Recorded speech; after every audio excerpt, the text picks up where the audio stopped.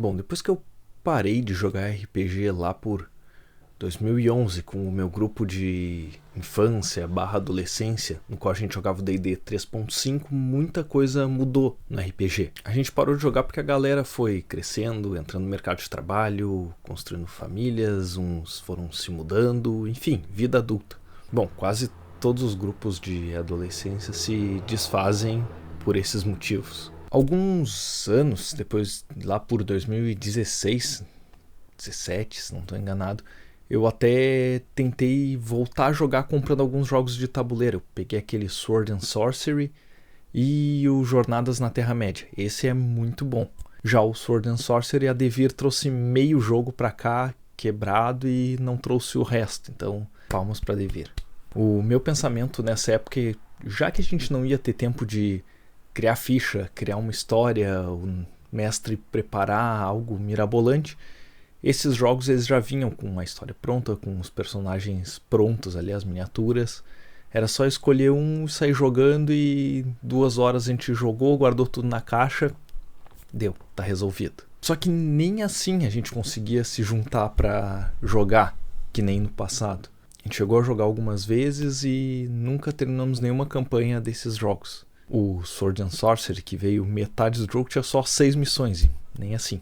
E aí, um pouco antes da pandemia, eu tava um dia pesquisando sobre como andava o D&D atualmente, porque eu sabia que já tinha saído a 4ª edição, que a gente não gostou e ficou na 3.5, mas em 2019 eu fui pesquisar de novo e descobri que tinha saído a 5ª edição e que uma galera tava jogando, muito pelo efeito Stranger Things, um pouco tempo antes ali. Só que aí quando eu comecei a cogitar, quem sabe a gente faz o grupo de novo, volta a jogar, pum, pandemia, fecha tudo, ninguém sai. E aí que eu comecei a ouvir falar em VTT, Virtual Tabletop, para jogar online. Eu cheguei a baixar o Roll20, achei muito complicado. E aí, assistindo o canal do Jack Explicador, que ele falava sobre jogos de tabuleiro, eu vi que eles usavam uma plataforma chamada Fantasy Grounds. Tinha rolagem de dados, os mapas ali, achei interessante, era tudo meio automatizado o sistema, desde que fosse D&D. E achei que era uma boa alternativa. Eu lembro que isso era final de ano, então a Steam tem aqueles descontaços, e aí eu até pedi de amigo secreto um cartão da Steam, e depois do Natal, porque no preço normal era muito caro, eu acabei pegando com uma promoção lá que vinha os 3 básicos do D&D, mais outros livros, no sistema, dentro do Fantasy Grounds. Vinha aquele Guia dos Aventureiros da Costa da Espada, que é uma porcaria. Tinha o do Xanatar, que é legalzinho, do Caldeirão da Taxa também, só que tudo em inglês. A galera que jogava comigo, a gente não tinha esse contato com a língua inglesa tão grande. Tinha um que entendia bastante e eu em segundo lugar ali, tentando aprender a ler inglês, enfim. E eu lembro que quando a gente parou de jogar, a gente estava muito cansado dos personagens serem muito apelões nos níveis mais altos. A gente curtia muito as campanhas naquele clima de início ali até 3º, 4º nível. Depois os desafios meio que morriam, porque tu batia em qualquer um. E aí, lendo a 5ª edição, eu notei que esse problema piorou. Porque no nível 1 os personagens já tinham muitas habilidades. Os conjuradores, muitas magias, muitos truques. E que assim ia ser difícil desafiar os jogadores. E a magia era algo meio banalizado, quase todas as classes podem fazer à vontade. Mas o difícil é que eu não consegui me adaptar a mestrar online. Era difícil ter que, cada rodada do combate, ter que ficar explicando, pra soltar tal magia ali, tu vai lá na página tal, clica em tal coisa, pra atacar com tal arma ou trocar, tu faz de tal jeito. Era chatinho. Além do que eu não conseguia manter um ritmo de narração quando eu percebi que algum jogador estava jogando no computador e olhando um vídeo em algum outro lugar, fazendo em outra aba. E também era muito chato ter que ficar recontando a cena, porque alguém ou estava distraído ou porque batia um delay, então quando o cara ia dar uma solução, alguém falava em cima e um tinha que esperar o outro. Enfim, eu não me adaptei ao jogo online. Eu lembro que eu tentei, acho que pela última vez em agosto de 2023, com o Senhor dos Anéis da Free League, que ele tem pro Fantasy Grounds. Não tô lembrado se foi exatamente essa data, mas vamos lá. E não tem como narrar Senhor dos Anéis na 5ª edição, por motivos óbvios de a Terra-média ser uma baixa fantasia. Ela não funciona nas edições modernas do D&D. Eu devia ter percebido isso antes, que os personagens super-heróis quebram esse lance da escassez proposta pelo cenário. Foi também mais ou menos nessa época que eu comecei a ouvir podcasts de RPG. Já que eu não estava jogando e sentia saudade disso, eu ia pro trabalho, que dava uns 20 minutos, e voltava, que dava mais ou menos o mesmo tempo, sempre ouvindo algum podcast. Em especial, eu ouvi no Café com Dungeon sobre o termo OSR. E aí, se abriu um portal. Em seguida apareciam publicações patrocinadas que mostravam Old Dragon e outros livros, tipo Vampiro, ou de algumas lojas de jogos de tabuleiro, mas eu acabava não dando muita bola nessa época. Até que eu fui me aprofundar nesse tema de o que é OSR, quais são os jogos. Aí eu conheci o Old School Essential, e num desses fóruns, acredito que no Reddit, alguém estava falando muito bem do Old Dragon 2ª edição. Que dizia que era o melhor OSR de todos e era nacional. Aí eu fui catar, descobri que o PDF do livro básico era gratuito, e então por que não baixar e dar uma chance? Eu lembro que antes da gente parar de jogar, eu tinha meio que feito um sistema próprio, baseado nas regras do D&D 3.5, esse aqui que está perdendo a capa, na qual eu tinha posto várias limitações. Então, não eram todas as magias do livro lá do D&D que estavam disponíveis, não eram todos os talentos, e as classes que eu criei, conforme tu avançava de nível, elas tinham uma árvore ali de habilidades que tu rolava um dado para saber para qual direção ia, e depois tu rolava e podia ir para outra, justamente para dificultar a vida dos combeiros, para eles não pegarem aquele talento que combina com aquela habilidade para evoluir para tal habilidade. Além disso, tinha uma regra que me incomodava muito no D&D 3.5, que os personagens só morriam com menos 10 de vida. Aí no meu sistema, não, zerou, tá fora. Rasga a ficha, faz outro. Eu digo isso porque os jogadores da minha mesa sempre diziam que meus jogos eram mais difíceis, mas eles gostavam desse clima. Esse medo de perder aquele personagem que tu ficava horas criando, porque a ficha do D&D 3.5 era gigantesca. Só que essa sensação de dificuldade não durava tanto tempo, ela durava até ali, nível 5. A partir daí alguns já tinham 2 ataques e tudo ficava mais fácil para os jogadores. Muito porque o outro mestre do grupo, que era bom, ele sempre deixava bem claro pra gente, não, o importante é que eu criei toda a história e a gente vai seguir a história. A gente chegou até os níveis épicos na campanha dele e sei lá quantas vezes a gente conseguia ressuscitar uns aos outros para não perder o personagem. Era divertido, mas era uma outra abordagem. E na minha cabeça, o troll, ele morava naquela caverna. Então ele não ia pra lá só quando os personagens tivessem nível suficiente para enfrentar ele. Não. Eu queria que eles achassem alternativas, mas sempre tinha um pra ir pro combate e morrer e ter que fazer outro personagem. Porque eu queria incutir isso de que o combate direto nem sempre é a melhor alternativa. Podia, sei lá, de repente soltar uma magia no teto pra derrubar alguma coisa no troll enquanto fugia, ou fazer uma emboscada de outro jeito. Sempre tentar algo melhor do que simplesmente puxar uma espada e sair correndo pra cima de uma criatura gigantesca. Quando eu vi a primeira vez o Old Dragon e entendi que ele era exatamente o que eu estava procurando, aí deu.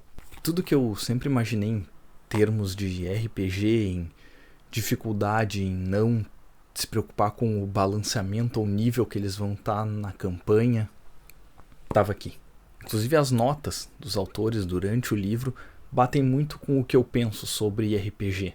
As raças e classes, elas têm o que é necessário para superar os desafios, mas sempre quase num limite. O que aconteceu foi que depois de ler o PDF gratuito, Assim que eu tive condições, eu peguei também o Regras Expandidas, porque eu vi que tinham mais umas classes, mais uns detalhes e mais as 2 raças, e o Bestiário, para eu ter como desafiar os jogadores de forma mais rápida. E uma coisa que me chama muita atenção é que dá para fazer a ficha muito rápido nele. Dizem lá no grupo do Old Dragon que no Old Dragon Online ainda é mais rápido, mas é digital e eu sou velho. O Old Dragon, ele retrata o tempo inteiro a energia, a vibe que eu sentia quando jogava aqueles RPGs nos níveis mais baixos. O desafio sempre ali. Os textos dele me levam de volta aos anos 2000, quando a gente ficava lá nos fundos da casa da mãe, jogando numa mesinha de plástico e comendo traquinas, tomando grapete, uva. Porque 2 grapetes eram o preço de uma Coca-Cola. Claro que depois a galera começou a trampar e aí o nível subiu. Aí a gente já comia pipoca, tomava café preto e salgado da padaria, pizza, cada um com seu kit de dados. Profissional o esquema. Eu lembro que eu cogitei entrar nesse mundo OSR pelo Devintage. Só que quando eu fui comparar ali as fichas, ele me pareceu com muito mais informações e tinha taco. Nada que eu tenha que calcular o taco me chama para jogar. Ainda assim, em 2026 é muito difícil tu achar pessoas que possam jogar presencialmente um RPG. Ainda mais fugindo do D&D moderno. Porto Alegre é grande, então eu moro no início da Zona Sul. Se o cara mora lá na Zona Norte, deu, já era. Porque é muita mão, tu tem que vir de lá até aqui, ou eu ir até lá.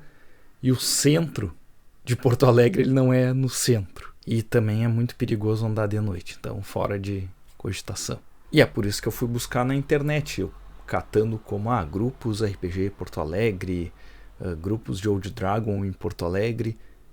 E aí eu encontrei a comunidade do WhatsApp do Old Dragon. E aí, meus amigos, só alegrias, porque a gente passa lá discutindo o dia inteiro sobre RPG, o que é bom demais. E lá, além dos autores dos livros, tem o Elton, com a famosa frase: o Old Dragon 2ª edição é o meu sistema definitivo de RPG.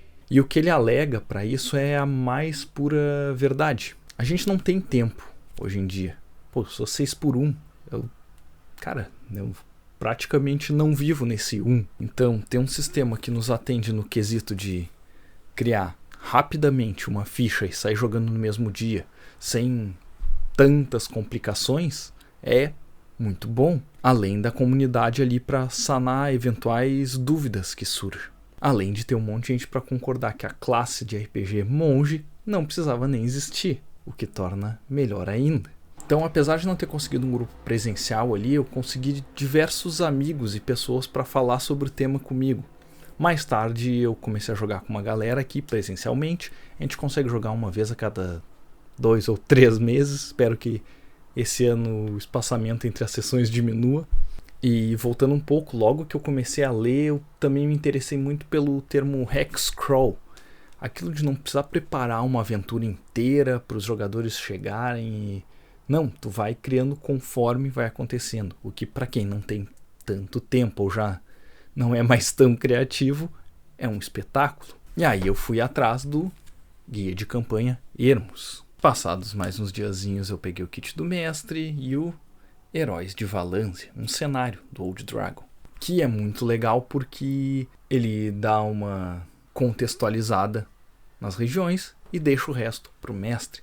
Algo que me incomodava muito no Forgotten Realms, inclusive tá ali o mapa de Faerun, é que era tanta história que a gente ficava até com medo de jogar uma aventura, porque daqui a pouco ia sair algum suplemento que ia matar tudo aquilo que tu tinha feito na tua campanha. Porque quem sabe aquele personagem importante que tu confrontou, na verdade ele tinha um papel ainda maior. Enfim, não dava para inventar tanto porque ele era muito fechado. Aqui não, aqui o cenário ele é bem aberto para que tu tenha a tua própria Valância. Tá, só que aí eu me afobei, veio uma Black Friday, eu já aproveitei, já peguei o Forte das Terras Marginais e o guia de campanha Raças do Raulzito. E aí, por que não umas aventuras? Acho que falta uma ou duas. Muito de eu ter descoberto esse mundo OSR que surgiu na época do surgimento da edição 3 do D&D e hexcrawl, todos esses termos que são antigos, foi porque quando a gente começou a jogar não tinha internet pra gente ficar catando isso nos fóruns que nem hoje em dia. Então eu ganhei esse livro aqui, a gente destrinchava ele e jogava como a gente achava que era. Se para o nosso grupo a regra tal funcionasse daquele jeito e todo mundo concordava, é assim que funciona. Depois eu fui descobrir que algumas coisas a gente fazia errado. Agora, mestrando Old Dragon há um ano e pouquinho, eu posso afirmar que com certeza ele é o sistema definitivo de RPG. Assim como o Guia de Campanha Irmos é um dos melhores livros de RPG já feitos para hexcrawl, e ele se encaixa em qualquer sistema. Talvez o dado do Dolabella surja aqui e diga que eu traí o movimento, cara. Porra, tu traiu o movimento, velho. Porque eu peguei os PDFs do financiamento coletivo do Dragonbane e tô achando muito legais e vou jogar no futuro. Mas saber que o melhor sistema de RPG, OSR, é brasileiro, dá um orgulho. Então, para quem quer começar a jogar, para quem quer voltar a jogar, que foi o meu caso, para quem quer se manter jogando, ele é feito por caras que pensam mais ou menos parecido com a gente, dessa faixa etária RPGista de quase 40 anos. Ele é fácil, ao ponto de até eu que trabalho numa escala 6x1 possa jogar, e ao mesmo tempo desafiador durante o jogo. Então, é isso. Ele é o sistema definitivo de RPG. Muito obrigado por assistir e até a próxima. Tchau!